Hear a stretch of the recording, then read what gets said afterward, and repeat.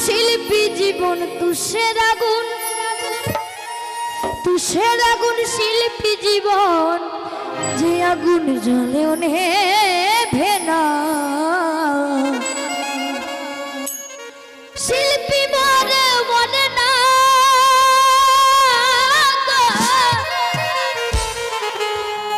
শিল্পী পাগলা দিবানা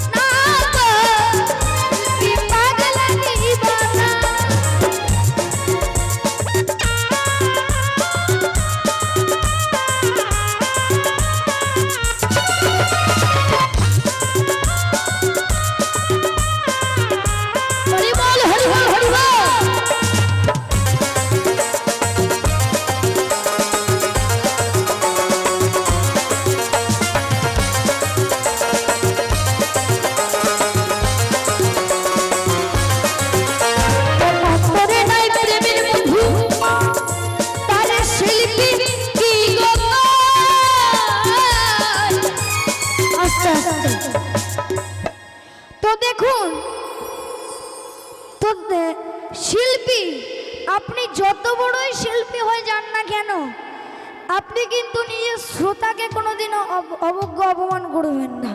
তো দেখুন অনেক শিল্পী কিন্তু আছে মানে 4-5টা বডিগার্ড নিয়ে ঘরে, তাই তো 4-5টা বডিগার্ড নিয়ে ঘরে ওই একটা ছেলে যদি পায়ে হাত দিয়ে প্রণাম করতে চায় তাহলে ধাক্কা মেরে দাঁড়িয়ে দেয়, তাই তো।